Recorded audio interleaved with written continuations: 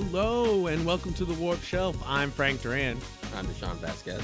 And today we're talking about the boxing movie, Creed 3.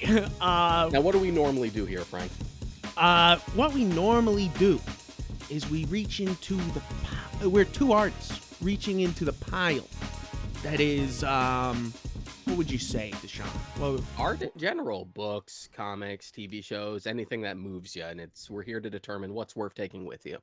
Exactly. And today we're talking about a movie actually we have both been looking forward to for quite a long time, Creed 3. I would say we've been cautiously optimistic about. Yes, I would. Yeah, exactly. Because you're like, okay, it's the first Rocky movie without Rocky, and you're just like, and does it pull it off?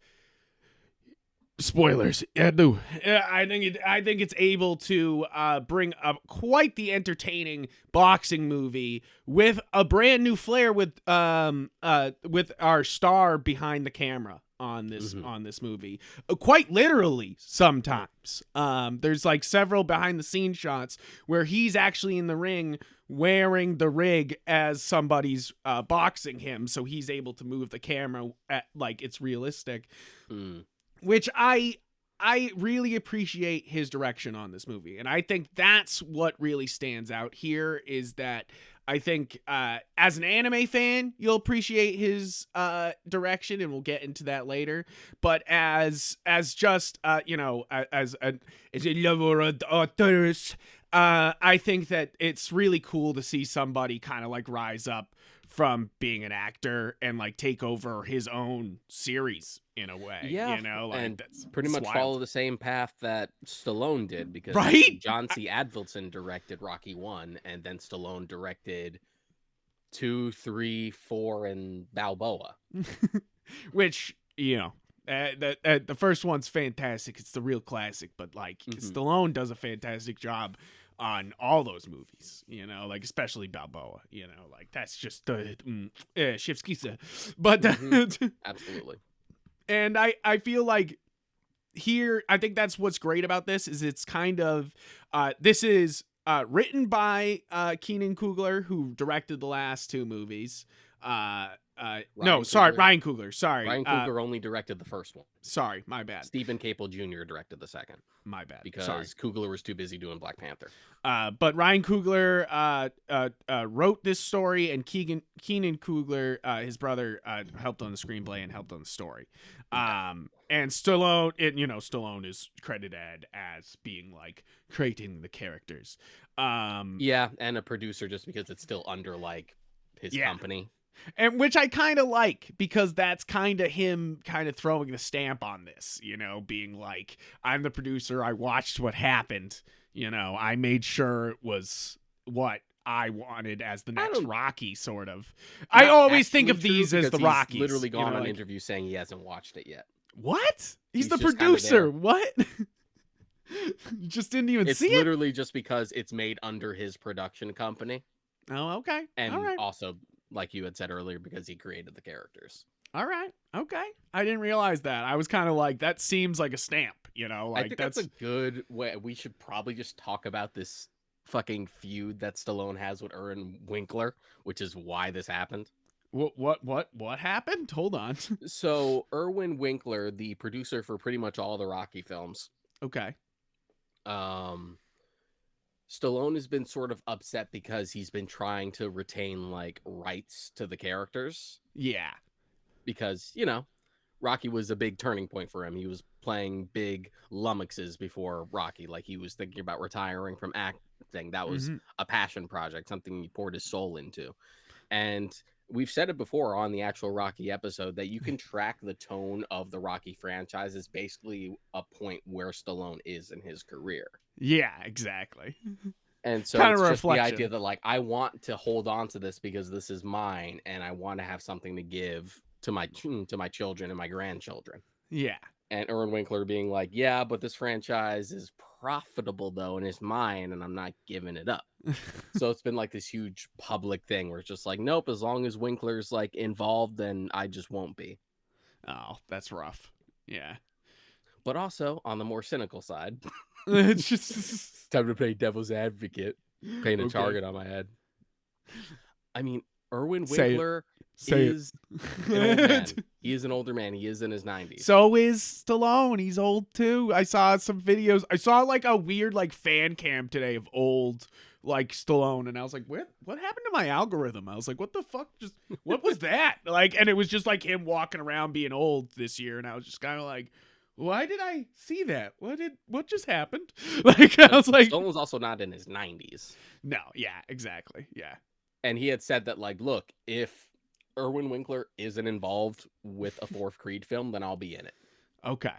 That's it. That's pretty cool. That like keeps it open, you know, like And you're like, all right. to be fair, I mean, we gave him a decent out in Creed 2. Yes, I agree. I think that's one thing I want to say about this is that even though this is like the only Rocky movie, and I say that because this is the new Creed trilogy. It doesn't even say Rocky, but like we're dealing in the Rocky universe, I guess. Oh, Jesus Christ. But it's kind of one of those things that like it's sorry. I'm trying to put it into words, but it's hard to. Sorry, go ahead, Deshaun. I lost it on that. It's like well, I was saying that Stallone had a pretty decent out in 2, and it almost worked as an advantage for this because this really had to stand on its own 2 feet without Stallone's presence. And that was something that was sort of inevitable, especially if you wanted to make more after 2, because 2 kind of closed that door, even beyond giving Stallone an out. It was just like, okay, you're coming into it. You always knew a sequel, even if it wasn't going to be the direct one or not. We were going to confront. It was going to be about like Apollo Creed's son versus Ivan Drago's son. We did that in the second one. Yeah. So now it's like, well, we're not going to fucking go on and fight Clubber Lang's son now. Like, it's kind of over. So anything we go on from here on out has to be specifically tied to Adonis. It has to now be Adonis's series. Yes. And that's what I kind of like here. And they've kind of already confirmed it with Amazon signing on for the anime series for Creed, is that they're like, this is the start of Adonis's story. Like this is not Rocky's story anymore. This is not the tail end of Rocky. We finished it. This is Creed now, like, and I feel like that's what's special about this movie is that it literally is his movie, and it's all about him. It's about his life. And I feel like this is the most personal of the Creed movies in that aspect, where it feels just about him, like, and his family and his life. Yeah. Tying back to his past and like including much more of like Michael B. Jordan's own personal preferences and stuff like that in there. Like he's a public anime nerd. He's a public weeb, even though I will forever make fun of him for the way he pronounces Naruto. Why? What's he fucking say? His favorite anime, and he's corrected himself since this interview. Okay. I think it was like one of those Wired, like Everything I Do in a Day, etc., or like those like autocorrect 73, something like that. And his favorite anime is Naruto Shippuden.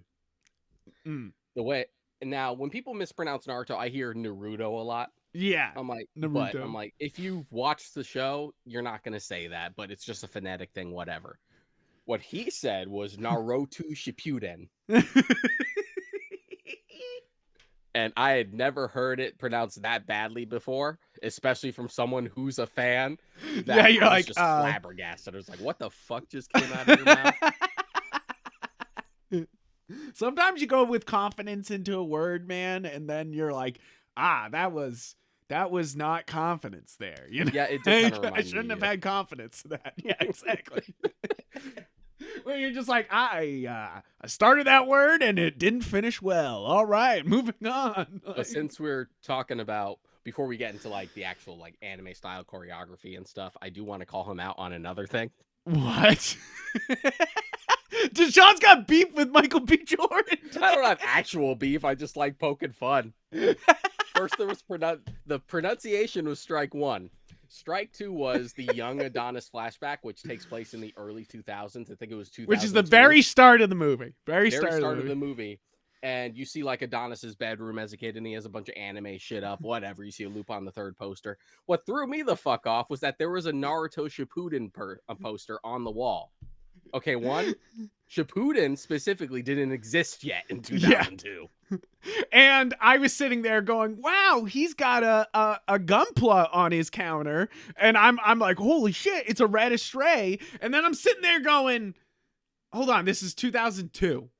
Yeah. And so both me and you are sitting there analyzing this scene differently. And I texted you right away about it because Gundam Seed where Stray did come out in 2002, but the red frame didn't like happen until later in like the series. So it's not, unless it's like something I don't know where like the Gunpla came out early or something like that. Like there's almost no way, Naruto was around in 2002, but it sure as hell didn't hit the US yet. Like that's Dragon Ball is still airing in 2002 in the US. Like we're not even talking about Naruto yet. That wouldn't be for like another 3 or 4 years. Oh man, they had to make the time work out. They were like, we gotta make this time work. Yeah, or it's or maybe it was just like a set designer like snafu where it's just like just put something Naruto on the wall. So it's like I don't know the difference between Naruto and Naruto. This is why you come to the show, guys. Is me and Deshaun texting each other, being like, "What the fuck?" versus GT or Super. Just get whatever fucking Dragon Ball image I can get. Just put up there or whatever counts. It counts. Oh man, and I do appreciate them starting off with young Adonis and kind of like being like, this is an origin story, kind of like right away, like right off the bat being like, we're going to show that. And that's kind of what this is. And he says it in one of the weird previews that plays before the movie. He's like, I'm excited for you to watch Creed 3. And I was like, what the fuck is happening? Like I was like looking around being like, this is like the third week. I'm the only one in the theater. Like, I was like, why is Michael B. Jordan welcoming specifically me to the theater here? But he says that it's kind of an origin story. So a prequel, a sequel, and like it all in one. And I kind of gotta agree with you there. It's like you kind of really get Adonis's like some serious background on his home life situation there, like, which it's like they sort of went into it, sort of talked about it, but didn't show the actual violence that he faced. You opened with it in Creed 1 where he's still at the home. Yeah. And that's about as far as it goes. And there's also that like overlasting like anger that he carries with him. Yeah. Throughout the two movies, especially in the first one. But we haven't really taken the time to like really bite into it to the point where not even his wife really knows because he never wants to talk about it. Which is, kind of understandable. You're like, it's a dark, messed up thing to talk about. And it's hard to talk about things like that with the people you love. It's even if you do love them, like it's understandable. Men will literally become boxing champion of the world before going to therapy. Exactly. But I do love that about this movie is that it we've already said it that there's anime influences, but that's kind of what's cool about this movie specifically is a lot of Rocky movies are very like like it just moves forward. It's sometimes will flash back to just something else in the past, but that is it. That there's never like any concurrent plot lines happening, and I think that's what makes this special. The character is like introduced and created specifically for the purpose for Rocky to punch them. Like there's no personal ties between them before the fight happens, right? Other than like Rocky 2 because they had fought before. And then the best buds after that, like it's just like but like the also I gotta say, how many times are we gonna do Rocky 5 but good? I also thought that when they had the beach scene, I was like, is this fucking Rocky 5? What's happening? Like, I was like, are they actually every time they're like, let's just do that, but better because it was a good idea, but yeah, and the first two films had already kind of done that, just minus the betrayal of the whole, just like, oh, we'll make this one less about Rocky and more about him training the new generation. Right. So we already ticked half of that box. Now we tick the like, oh, but they're kind of a prick and they're just kind of using me to get fame, and now I'm gonna fight them. Yeah, right. I think that this I think that's what's cool about this movie is it does feel like a Rocky movie with being completely different, you know, in a lot of ways. I think that that's what's cool about is it's Damien, right? I don't want to mispronounce. Yeah, let's just call him Damien. It's like I love Damien as a character. It's such an anime thing to just be like, start a season, new villain, that's the whole fucking season, you know, like, and that's what this is, kind of. It's where it's like, hey, you didn't realize that he had a basically a brother figure when he was growing up, and you're like, oh damn, you were my brother. And you know, like, that's kind of what this movie is kind of being like, we were brothers once, you ran out on me. Before we had started recording, because while I was waiting for you to get on, I was on my tablet reading the latest chapter of One Piece, and One Piece does that fucking twice, where it's like, Luffy had retroactive brothers. Two of them. You're not like, blood what? Related. We're like, you already had flashbacks to when you were young. Where the fuck was that other guy? You know, yeah, like to the point where the second one feels like such a fanfic insert. It's ridiculous. Just like, I was the secret brother to Luffy this entire time. We weren't mentioned because you thought I was dead. It turned out I had amnesia. Like, I'm not even joking. Oh my god, I don't know if why I could. said that in like an Eric Cartman voice. That made it funnier. Oh my god. But it's like, this is why it's so hard, I feel like, for a lot of people to get into One Piece. You gotta either buy into it, or it's like, you're like, what the fuck did you say to me? It's not something you introduce to like a newcomer, but if you know, if you're accustomed to anime bullshit, then go for it. The same thing with JoJo's. Like, you don't fucking throw JoJo's at someone right off the bat. You gotta have them build some calluses. Oh my first. god, dude. Oh my god. Yes, exactly.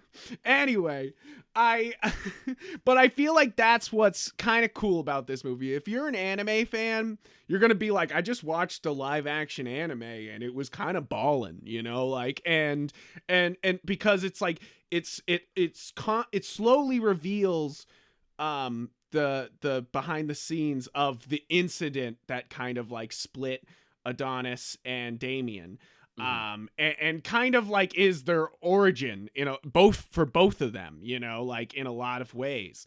And I love it because it slowly reveals it to you, and you kind of go like, you're like, oh, you're kind of being like, Adonis, like, what? At first you're kind of like, Adonis, what happened, you know, and then you're kind of like, oh, you know, like, and it starts being like, one of those things that it's like actually kind of a deep commentary on like child like violence, you know, like in a lot of ways. I feel like they're able to like that trauma up until adulthood, especially for an outlet like boxing where the entire point is violence. Yeah, I was so surprised that this could reach that level of like consciousness, you know, like, in a lot of ways. I was like, this is still a boxing movie, and somehow we've like touched this in a real way. And while Stallone was still involved, he had expressed concerns that he felt like it was going to a really dark place. And I could see the trepidation because relative to the other Rocky movies, this does feel very dark at times. Yeah. I feel like it's one of those things that it's actually dealing with like real issues other than being like, other than, you know, Rocky 1, it's like him getting out of poverty. It's you know, like, it's you know, like, and 2, and like, and you know, like, but it's like there's still, it's one of those things that there's not much more than like, oh no, they killed him in a boxing match type of thing, you know, like, that's the darkest Rocky ever gets, you know, like, and this is a lot darker in a lot of ways because you have you have the basically that Damien. Guys, spoilers. We're talking deep on this movie, guys. That's why you come to this podcast. And plus, we're a little late on it anyway, so yeah. So it's already been a bit. I think might be streaming soon. So go stream it. It's gonna be good. Hopefully, they do a release of Steelbook for it, so I can put it next to my other 2 Creed Steelbooks. Have it all. And that early finish to the episode, Deshaun just basically was like, "Yeah, I want to own it." There's the review. That was our review system, Deshaun. You said it 20 minutes in. Damn it! Damn it! But I mean, we already had the spoiler alert before. It's good. It's good. But guys, yeah, spoilers, moving on, is that it is a dark story. It's talking about, like, it's like, not only do you think at first that it's just that Damien pulled a gun, like, and you're like, oh, Damien's this bad, like, aggressive guy and might take Adonis down with his like, bullshit, and to put it lightly. But then it turns out that, like, it was Adonis seeing the guy who abused him being like, just, on buying scratch tickets at the store way after he's been adopted, and he just fucking unleashes on him. And you know what? Fuck yeah, dude. Fucking go. Like, fucking, like, at first when you don't know who he is that he's beating up, though, you're like, I love that shot of him just throwing his fist down, because it just shows his just, like, primal fucking anger, like, that it, like, comes from inside him, that every bit of his body just wants to fucking beat the shit out of this guy, even though you don't know who he is at that point, or what he stands for. You're like, oh my god, Adonis wanted to kill this man, like, wanted, like, like, and then and the scene cuts there, and you don't know until later on that it was the father from the home, and you're just like, another kid. Yeah. Is it? No, it's not another kid. It's the father. I couldn't tell. It is the father, and then it's the kid. There's his boys who back him up and try to beat him. Yeah. And that's why it feels so personal. The way I interpret it is that it was another one of the kids, just one of the older ones. No, it was the dad. He's like, you remember me? And then he fucking unleashes on him, like he's like, the guy's just, like, doing scratch tickets. It is the father. You see it in the flashback, is that it's the same guy. But and they say it, and Damien says it later. He's like, did he tell you about blank? And then he says that was the father at one of his houses. But I it's like, it's one of those things that I love, that they slowly revealed that prequel scene in a lot of ways, and I think that adds a lot to this story, like, where you're sitting there where you're, like, thinking one way, and then after the next flashback, you're like, oh, wow, that changed my perspective in a lot of ways. And it feels like a useful flashback. And we don't get those often. Guys, like, I don't know if you watch a lot of bad movies. I do. I love watching a bad movie almost more than watching a good movie sometimes. And it's a lot less effort. But there's a lot of useless flashbacks in bad movies, like, and you got a good system here where it reveals plot every time it goes back. And I was like, there you go. It is a tough balancing act, like, and it's not just exclusive to film or, like, TV as a particular medium. Like, I struggle with it in my own manuscript, where I literally have to, like, I hold a flashback up at gunpoint, just like, do I need you right now? What do you need? Are you needed? What are you bringing to the table? Can I tell this in one line of dialogue? Don't you fucking like? Don't you fucking fuck me, Like... And plus, like, if there's one thing I can't stand, it's the fucking Demon Slayer-esque, like, oh man, I just beat the big bad. Flashback to a not real flashback. Childhood. Wow, you were just like me. You've suffered too. You shut up. Shut up. Mugen Train was sick as fuck. Mugen Train's boring. No, dude, I don't care if the plot's bad. That animation was absolutely fucking Yeah, fire, that's bro. literally what's carried that whole fucking show. You have nothing to I offer. do. I agree. That's I agree. I've watched it all and I want more just because they do the craziest shit in that show with animation. You know what I could do? I could watch those scenes on YouTube. That's fair. That's fair. But I do have to know. You know, like there's so much merch about Demon Slayer. It's like one of those things that you see a certain anime all over in stores and you're like, why? You know, like you got to be like, I got to find out why this has such large appeal. And, you know, like that's why I watch it. Yeah. Because I'm like, Table literally took like a middle of the road manga and elevated it to stardom because they gave it great fights. Because that's what they do. You know, that's sometimes you're watching an anime for some great fights. You know, like you're like, I don't need my brain to be stimulated. I just want to see the punchy. And guess what? They bring the punchy.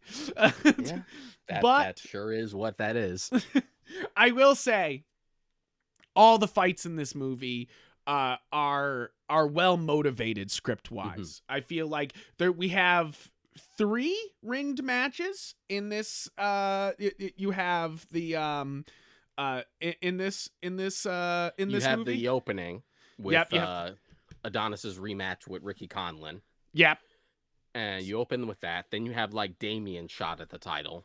Yeah. Which he wins. Against and then Chavez. You have Adonis versus Damien. Okay. Yeah.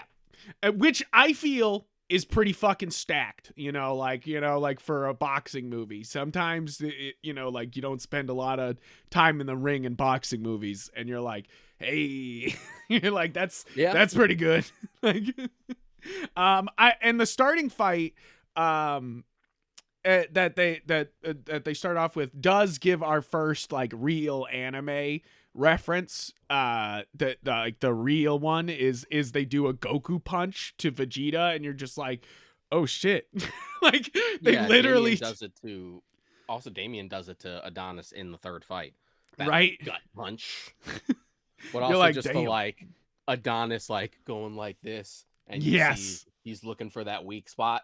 Just right off the bat with that fight started, I'm like, oh, okay, that's very anime. I kind of love that. Almost to the point where it was like whiplashy, just because I don't expect it in like this franchise. But I was just like, whoa, unexpected. Whoa, go on. It's kind of like when you get a JoJo's reference, you're like, what? You're just like, you're like, how did this turn into a JoJo's reference?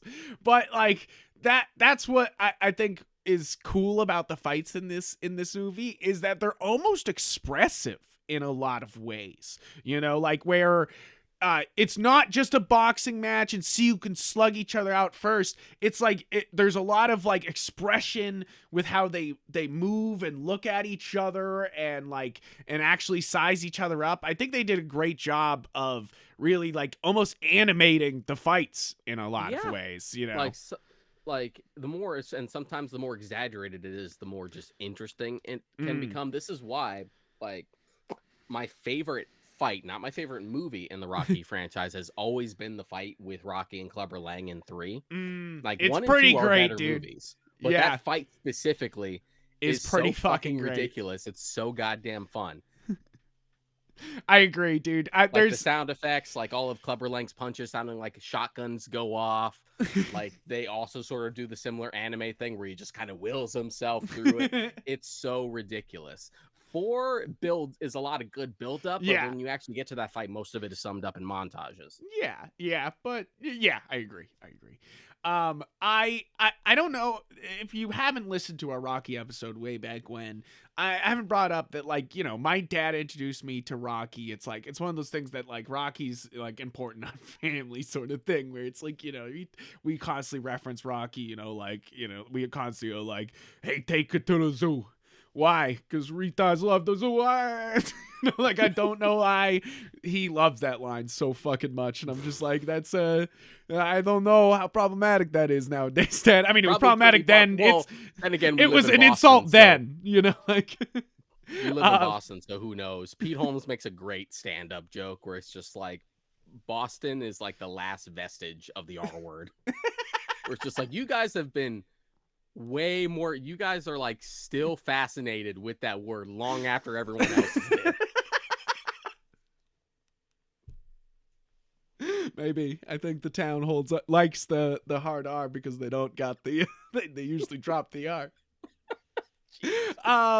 But it's one of those things that like I've always loved Rocky because there's a lot of like memories of me and my dad like cheering while watching Rocky, you know, like, and he's seen it a billion times, but we still like cheer like every time we watch it. And I think that's one of the great things is you kind of like, when you do watch a great fight like this in the Rocky movies, you do kind of like get caught up and you kind of like have to, you feel like cheering, you know, like, and not many movies make you feel like cheering, you know, like I feel like sometimes that happens, you know, like, you know, being there for Endgame, you know, seeing in theaters, you know, you do want to cheer once the portals open at the end, you know, like, but like not often do you get like an actual like, oh my God, I want to cheer moment.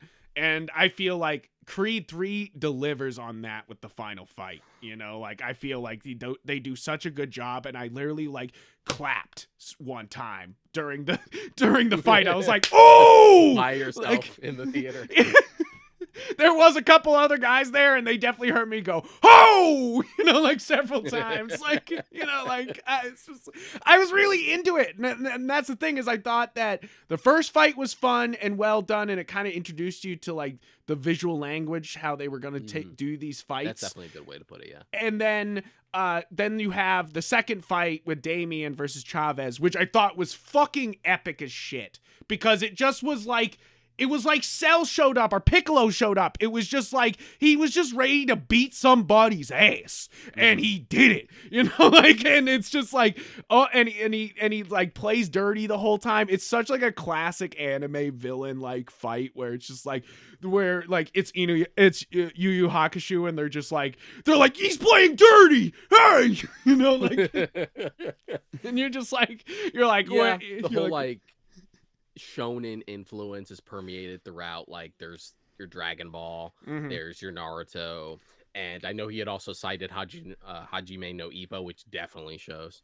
I don't know that show. That's literally a boxing anime. Oh, cool. Oh, yes. Oh, yes. In the US, it's called. I do know I that. think it's like translated as Fighting Joe. Yes, and and I started Megalobox before I'm like halfway through it. I'm almost at the end of season 1. And before, you know, seeing this movie, and I felt like that, you know, that's why I feel like Amazon being like, yeah, we'll make a Creed anime. I was like, you smart motherfuckers. Like I was like this is gonna work. Like I was like this is money in the bank, boys. You know, well, Megalobox in and of itself is actually like a reimagining of something else. Yeah, okay. Yeah, it's a reimagining of another boxing series called Ashita no Joe. Damn. Oh yes, I do know. I've seen that before. I haven't watched it, but I know that series. I do, before we like get into, you know, we've gotten into the plot in a lot of ways. But I do want to give a shout out to the performances in this movie. I think that's what also carries this into being a great movie is, Michael B. Jordan does a great job. Tessa Thompson is fantastic. Literally, is she flawless in every movie, right? The girl doesn't fucking miss. Like literally every movie she's in, you're just like, oh, okay, she did great. You know, like even in Thor, you're like still Tessa Thompson didn't fuck up here. It's like they're making you do some real cringy shit right now, and you're just fucking carrying it through.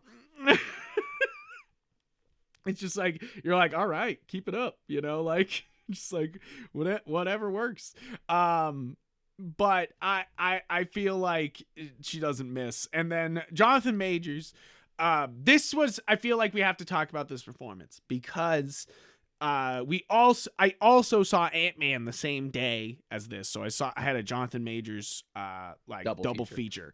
And you also have seen both of those movies. We won't really talk about Ant-Man here. Even though I did enjoy it in like a way that it tried to be different than many of the Marvel movies, and I kind of enjoyed that in a lot of ways. But we won't talk about it right here. But I think that Jonathan Majors does an actual really great job as Kang, as being really intimidating. Like because we saw in Loki, we saw kind of like a low key Kang, not intimidating, just kind of threatening. Yeah, one of the relative good ones who had just kind of secluded himself and gone mad. Yeah, and then now you have the actual Kang, the actual Conqueror. Yeah. Which I appreciated. You're like, okay. Had you never seen Jonathan Majors in anything else before Loki? Let me make sure of that. I'm gonna have to check. I'm gonna have to check because the thing that like the way I got introduced to him was a Lovecraft Country. Right. Oh man, I have missed all his movies, dude. And then I saw The Harder They Fall. He's in that too, and that's really good. Yes, and it's right here. It's saying that he was also in The Last Black Man in San Francisco, Jungle Land, The Five Bloods, and yeah, he was in The Five Bloods, and he was just in Devotion, which I'll have to watch. So that means he was in. Oh my goodness, yeah. So that's okay. Sorry, I was like, was that 3 movies? Things under his belt, like Lovecraft Country, definitely like showed me his range because that show gets into some dark shit. God, that show was good. I hate that they canceled it. There was really no reason to cancel it. It was doing super well. I think HBO was just afraid. Yeah, they just afraid of success. But I think that I thought that I thought he was great in Loki, and then to see him really flex here was really great. Like it's really to see in both movies, see him be 2 very different villains. In Creed 3, it's very like understated. It's one of those things where like I'm totally with Duke this entire time of just like, do you not see these red flags? Like I took one look at Damien and was just like, this dude makes me uneasy. And Adonis can't see that because of his guilt. Yes. And I think that, like that's sometimes very true. Like I think that this feels personal in a lot of ways, like, and I feel like that's what makes this kind of stand out is like that right off the bat, even though it's like a very simple scene, like their talk in the diner was just like, this dude immediately is a ticking time bomb. I know. I that's what I think was great about this movie is that there's a lot of scenes where you're just sitting there being like, oh God, like you're just like, that's what makes a great villain though, is that like every time he's there, you're just like, oh shit, like kind of like Inglourious Bastards with Hans Landa is that it's like the minute he's on screen, you're like, oh no, like you're like, this isn't gonna end well for anybody, like, and I think they do a great job here with Jonathan Majors, and I think as Kang the Conqueror, he does a great job of not just being like, because in this it's different. It's like he's very much, you almost can root for him, like I almost was, like where you're just like, he wants this, like it's like this is his dream, like this was robbed of him, like but that's what's also motivating him to be violent and almost fuck over Adonis, and and it's just one of those things that you're like you can almost root for him, like you can, and I think that's what's great there. But like Kang is so great at being like this superior villain, like you can't win, like what are you talking about, I have you beat already, you talk like, to ants, I am Kang. I think that's what's the great part about that. That's the last thing I'll say about Ant-Man. Great part about that movie is it's like Ant-Man's way out of his fucking league here. You know? And that's kind of nice. It's kind of refreshing. Yeah, right? Where you don't feel like they nerf him either to make that happen. Where it's not just like, hey, the hero finally at the end somehow pulls it off and is able to just like stop them, like it's just like, no, it's not going well, and it doesn't go well even at the end almost the whole time, just like you're just like, oh. And I kind of love that about that, but that's the end of Ant-Man, but because I would say this is the better movie. I would rather this movie. I was really like cheering and having fun with Creed 3. But you got to see like his range between both. Yes, exactly. And I think that he really like carries a lot of this movie, where he steps on screen and you're just like, damn, he's stealing the fucking show, a little bit. You're like, this is why they bring him in as like the main heavy, because he's able to like match the star's power in like just presence. And you're like, I love that shit. Yeah, it's almost doing, which is funny because we literally just had Drago's son in the last one, but it's almost doing like what they did with 3 with the way they would build up Clubber. Right. It's like, you can't win, Rock. He's a wrecking machine. He's hungry. You ain't fought no one like this before.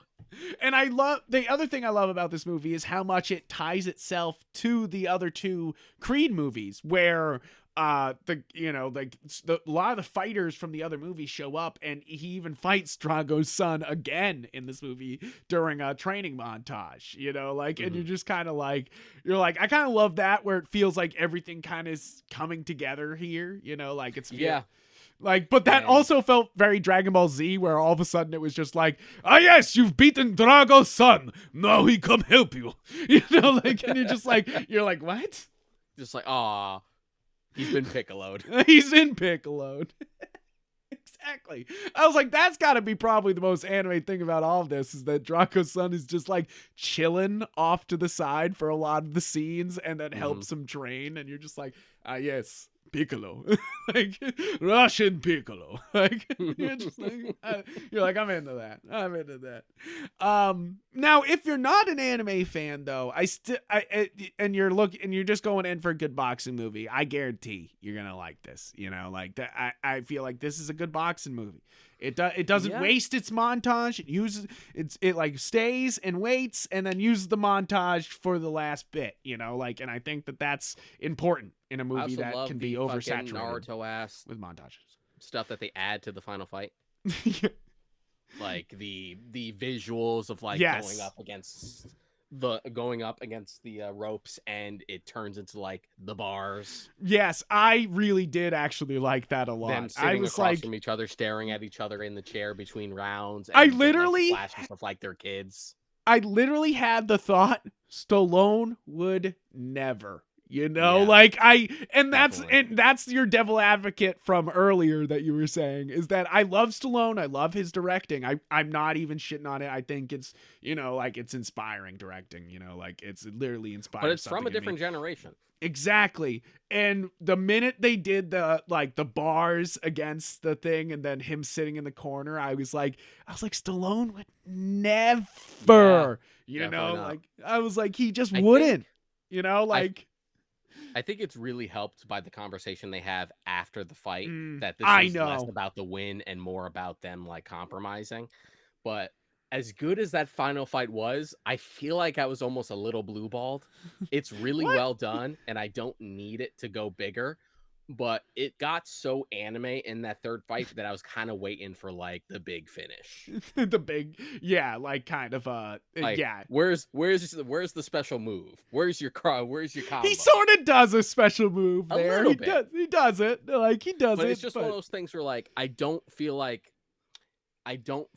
dude, when they do the double punch though, didn't you fucking cheered audibly when they did the double punch. But like I was like, what? It might just be a pacing thing.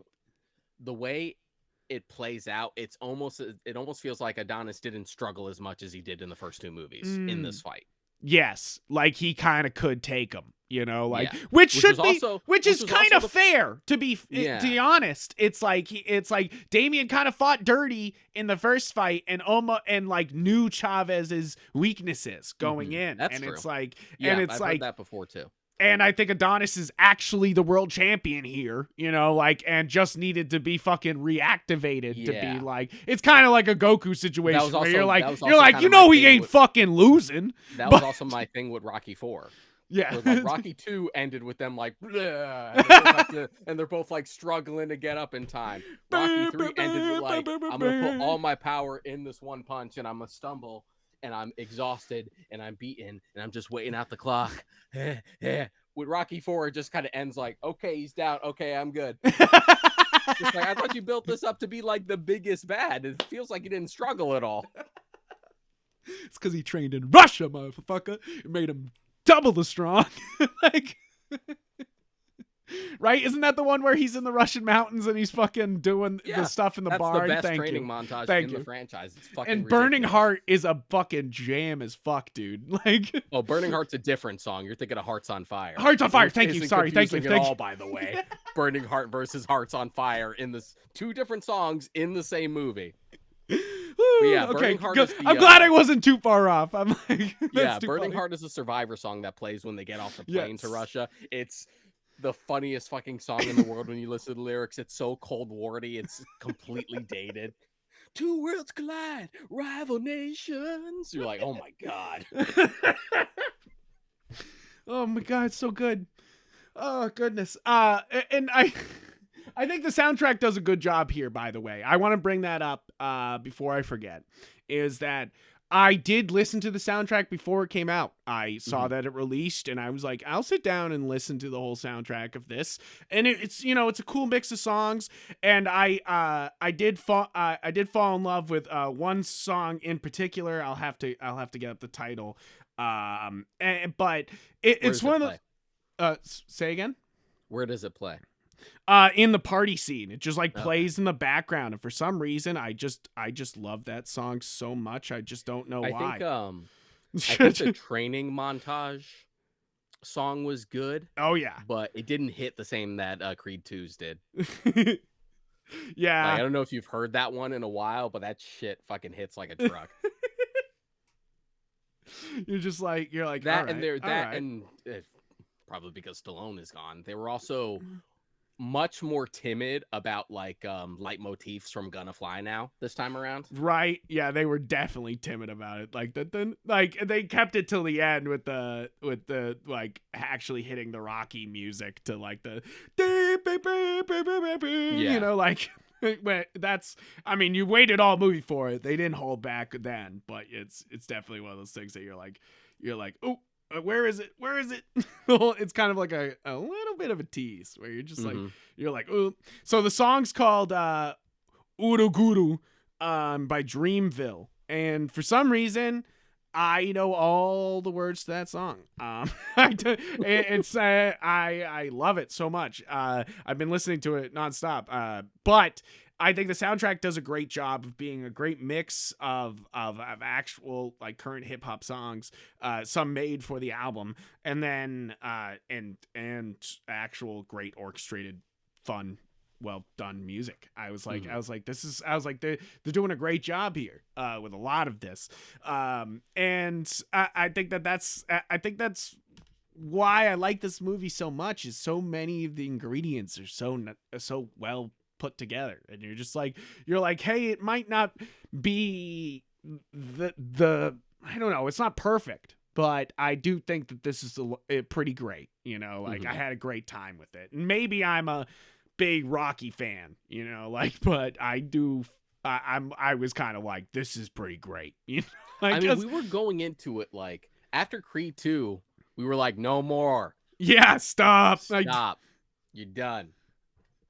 So going into this one, just like, okay, Stallone's not going to be in it. Okay, Michael B. Jordan. Okay, Michael B. Jordan stepping up to the directing plate. All right, like, so history repeats itself. But also, when you go once you like push the Drago button, yeah, right. Like, you already had nowhere else to go as far as like stuff tied to the original franchise. Yeah, you already nuked it basically. So it's just one of those things where like once you do that, things kind of come full circle. So you better have something to say next time. Yeah, and I think they did here. I think that the plots actually well paced. I don't think none of it's wasted. I feel like they do a great job of, and it also never making me go, what the fuck was that scene for? Like, yeah. I never went like that. In the same way where I've argued that like Creed 2 is a better sequel than Rocky 2 because it feels way less contrived. Creed 3 is almost the same thing for 3 because it's more fun than the first 2. It's not as nuanced, but it also has much deeper moments than you would expect from that. Like, it hasn't pivoted the way the Rocky franchise did to like, this isn't really about depth. We're just here to have fun. We haven't gotten there yet. Yeah, we haven't gotten to James Brown like singing a song in the movie. Living in America. Yeah, Living in America. It's like and that'll be fun to do in the like anime or something like that. But like I like that like we went in a very serious way, and I think one of the shining scenes of how real this movie can be is the scene with Tessa Thompson and Michael B. Jordan sitting on the bed together, having a talk after his mother's death. Like also a very Rocky thing to do. You gotta kill some parental figure in the movie. You know, like you gotta that was do like it. I feasibly it's pretty organic as to why Rocky wouldn't be in this, especially Yes. if we're left to assume he's like rekindling the relationship with his son, and Mhm. who knows, maybe he even moved up there with them or something like that and got out of Philly. But the funeral should have been a scene where Rocky Yes, was there. I agree with you there. I was like, why wasn't he even there? You know, That's the one like thing. Like I will at say least a that. cameo for like that. That was the one thing that felt weird because Yeah. otherwise, Rocky being in there it took some adjusting. But you think about it logically, it's like, well, why would we shoehorn him in here? This is specifically Adonis's problem. Yeah. It's true. It's true. And I like that. I like that there was, there was layers to the Adonis, the Damien Adonis problem, like that his mother understood that Damien was like trouble, and he like she hid the responses from him, like, so he didn't realize he was Ma, you abandoning. notebooked me. How could you? Yeah, true. Straight up notebooked him. But I like that there's like more layers to this than just like, yeah, you did contact me, like it's like, no, there's this little like bit of heartbreak of that they like Damien was reaching out, and the Adonis's mom was like, nope, stay away, like, and that's really like, it's like it is kind of messed up because he was his brother, like, Yeah. and that's the reality of the situation, is that they thought of each other as brothers, and to like separate them without their knowledge is weird and messed up, just to like be like, no, he's dangerous, like, well, it's like he might have not been, if he, if he had Adonis in his life, sort On a of thing. lighter note, how fucking adorable was Amara? Yes. Daughter. Yes, and I did like all the deaf signing scenes. That was great. I thought that was really well done. And also just the little touches, because if a lot of times, especially beyond, like, aside from Rocky 5, like, yeah, Rocky has a kid, but we don't really address him too much. We got bigger shit to worry about. Right. And so We only this like really addressed feels it in like 5 and Balboa. right. It feels like Adonis actually being a dad here, and kind of even the being little stuff, like the whole like good cop versus bad cop. Like, look, sometimes you're in a situation where violence is the only way you're going to get out of it, and them being like, well, you shouldn't have to punch your way out of everything either. Like that real like parent coaching the child thing. And I also love it because it's kind of like him being like, I'm not gonna be like Apollo, like where I'm not gonna, not deal with these kids, like it's like like, no, it's like, he's being a better dad than he was shown, and I think that's like that little bit that's like special about that too, like where it's just like being the better person through your experiences, like, and I dig that. But I also really love the scene of like Damien being introduced to her, of like them not saying that she's deaf. They just kind of went into it and kind of showed him what was going on, without having to be like, let us drop some dialogue about her being deaf, like you're like, I feel like they did a great job of handling that without being like, here's the heavy hand. It's like very much it's very done with a well done light hand, and I think that's great. And so yeah, I think the cast, the soundtrack, the fights go and go really hard, and I think that what's also really special about this movie, and I know we don't care about it, but it's like it is an LA movie. And I feel like it heavily leans into being an LA movie where it's like everything takes place in LA. The final fight scene happens at Dodger Stadium, like it's like it starts off with them going to like young fights, Golden Glove fights for for under 18 fights, like in LA. It's like real things that happen, like are real things, like in those kids' lives. And it's just like I think that that's what's great about this is that it kind of it helps give it a different LA flavor, especially if like this is the pivot to be like, this is mine now. This is solely Adonis's story. Like we don't really need to go to Philly again. And I think that that's important because Rocky movies live and breathe Philly. Like you can literally like walk around and be like, that's where Rocky ran up the steps. That's where he jumped over the bench, referencing James Rolls' movie, which is awesome. But if you like, it's like you can literally walk around town and see these things, and I think they're kind of doing the same thing here with Creed 3 and LA, where it's like, here, let me show you a bunch of LA, and you can be like, wow, yeah, that was part of the Creed movie. It's kind of like fun in that way, like where it's just like, oh, it feels where it's like, the town felt very Boston, or the, like stuff like movies like that where you're like, yeah, I can see Boston back there, like I feel like people from LA will feel that about this, where they'll be like, oh shit, yeah. You're like, yeah, I also have run up the mountain to go to the top of the Hollywood sign, which I thought was a good replacement. I thought it was fine. I was literally at there's this new place in the city called Putt Shack. It's like indoor mini golf. Yep. And it's all different like gimmicky courses on all the holes. One of them is trivia, where it's like you have a left and a right for true and false, and they give you a trivia question. Oh my god. And literally this wasn't my question because both times I got both pop culture questions, or I'm like, bam, easy. But the people that went up before us had like, Good Will Hunting was actually shot in New Hampshire.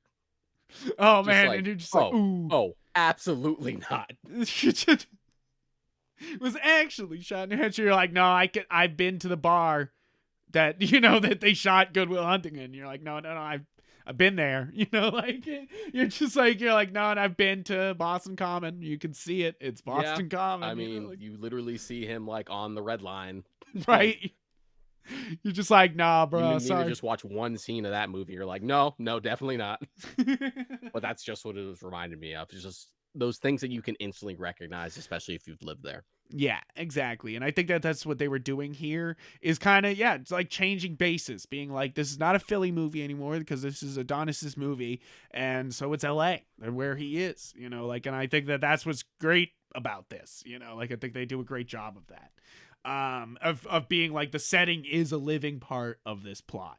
And I love a movie where the setting's part of the plot. You're like, oh yeah. Give me that shit. You can make it feel like its own character. Exactly. So I mean, we already kind of gave the review. We kind of already said, yeah, we want to own this. This is, I think, a great addition to not only this Creed trilogy, which, by the way, do we have to say it, Deshaun? What a fucking trilogy! God damn! God damn! Oh, shit. But I'm just saying, like, what a solid fucking trilogy. It's not in my mind a perfect trilogy because in my mind, like a perfect trilogy is one is better than the last. Yeah. And for me, as good as Creed 3 is, I still feel like we're on diminishing returns because I still like Creed 1 the most. But still, Rocky 3 wasn't as good as Rocky 1 or 2 either. Yeah. So you're just like, all right, that's and this at least has a lot more nuance than that. Right? So I want to say that I think that this is a great trilogy. I don't think it's like you said, it's perfect. It's not perfect. It's not. But even a good trilogy where just all three are good is rare. Yes, exactly. Instead of just one good one and then one good just one, then the second one is the shit. It's the best one, and then 3 falls flat on its face. That's usually the pattern. Yep. But that's not the way it goes here. I think they're all good. I think they're all worth watching, especially if you're a Rocky fan, and I think as an addition to the Rocky universe, I think this is a good addition, I think that this is worth having, instead of where I think we said it earlier is that going into this, we were like, is this worth doing? What's happening here? We don't have Rocky in this? What's going on? I just looked it up. There is a steelbook for Creed 3. It's up for pre-order. Oh, yeah. I'm getting it. Oh, it's cool too. The front is Adonis sitting in the chair, and on the back of the steelbook, it's Damien standing back. It's in black and white. That's hard as fuck. That's all I'm saying, though, is that, like, I know I sent you the gif of Damien doing his walk into the ring against Chavez. Yeah. But I mean, he really had presence, man. He fucking looked intimidating at all times, and he's smooth the whole time. Like, that's really it. Is he's just smooth. Just like the sense of like no like frivolity or like poshness, like the fact that he walks up to the ring, he doesn't even have a robe. Yep, I love that. You're just like, okay, he's come to beat ass. You know, like that is it. He's not here for the show of it, right? I do love that. It's one of those things where you're like, it's gonna suck if they don't have him somehow in the next couple movies, because like they kind of, you know, or in the anime or something like that, you know, like, because it's like that's an ongoing thing that we could tap into, right? It's like one of those things that I'm fine with it being done here. Let me tell you, this is a good way to wrap it. I think that conversation at the end is actually the least toxic way to end any of Rocky's movies ever. You know, like they literally just talked it out and were like, yo, we had a childhood that was traumatic.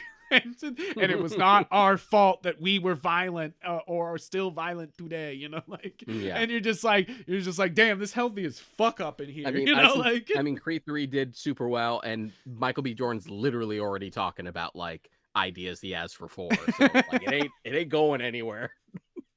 Which I'm totally fine with, you know, like at this point, he proved it to me, you know, I'm optimistic. I'm more optimistic about going into a 4 than I was going into 3. Yes, exactly. Because it's like, I didn't know what he could do here. And I think that he showed us testing grounds, like beyond being tied to the other movies and using like the legacy like effect for it.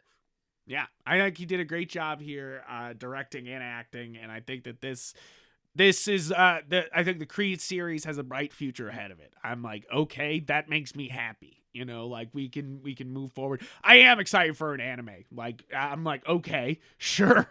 You know, like I'm like, okay. Like even if it's just him like training fighters like Chavez to beat people every fucking episode, I'm okay with that, you know, like until building up to the end when he has to beat somebody's ass. I'm cool with it. You know, like if that's the anime, I'm fine. You know, like I'll still watch it. I guess we'll see when that comes. Yeah, right. You know, they got a lot on their plate, Amazon animation wise, right at the moment. So you're like, hey, don't fuck up Invincible because of this. You know, you're like, hey, you're just like, hey, I love. Don't spread yourselves too thin. Yeah, you're like, I love this, but don't you fuck up Invincible for this. You know, like you're just like, you're like, wait a minute. But and I could see this new show being almost in you know, Invincible style almost, but like also that wouldn't, he could go even further, you know, like he could go really far with it, I think, you know, if he really wanted to. So yeah, that's our final review of Creed 3. I think it's worth seeing. I think it's worth seeing in theaters too as a Rocky fan, but you don't have to. I think it's going to be streaming soon. You can own it soon. I think it's worth it. So I mean, I make it my business too. Like by the time I had gotten into the Rocky films, like the series was already done at that point.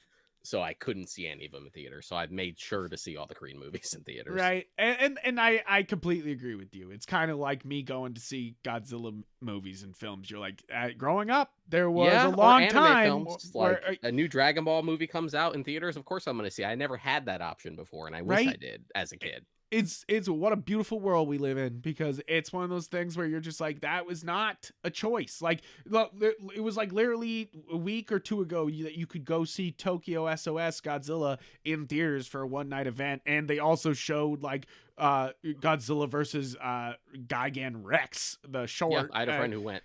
Man, I wanted to go so bad. I was working, but I was like, oh.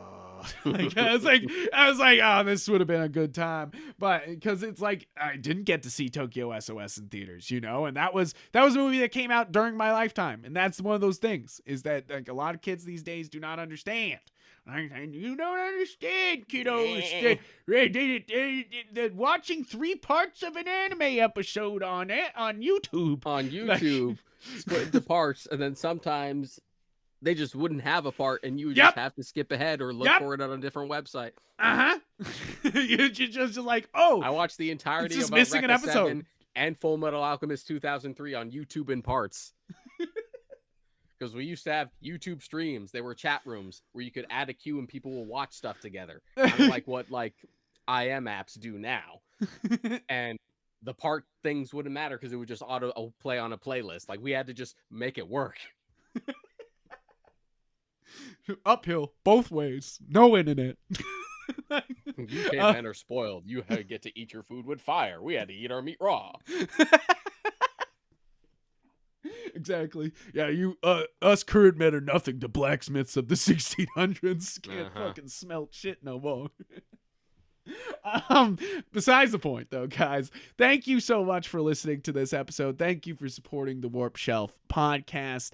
And don't worry, we have a lot more content coming for you guys. I don't know if you've seen, we've been posting a bunch of false starts. They're our short series where we just kind of show off our we do a test record every time we do record, and I just cut that together into a short for you guys. So we try to make that as funny and wild as possible. And then, there's a lot of episodes on any platform you can think of. I mean it, any freaking platform. We're on everything. If we're not, tell us. I'll get it on there. I promise. We're on fucking everything. So look around, just type in the Warp Shelf podcast, and we will pop up somewhere that you like listening to podcasts. But if you want to see our beautiful faces, you come onto YouTube and you touch the diddly doos down below us to make the algorithm do diddly doos out to the ether, right? That's what happens, right? That's how the internet works. Okay, cool. Feed the beast. Feed the beast. The bell, the subscriptions, etc. All the stuff for YouTube to not just act like we don't exist. Exactly. And then make sure that you are checking out galaxyofgeek.com. That's where all these episodes are and all our other content that we create. That we basically just keep it lovingly on galaxygeek.com. But there's tons of other creators other than me, Deshaun, who are on there, so check it out. Guys, thank you again. And we do have more coming towards you. We got more of the AFI list coming up. We have many movies. So thank you so much for listening in, and we'll see you next time. See you next time.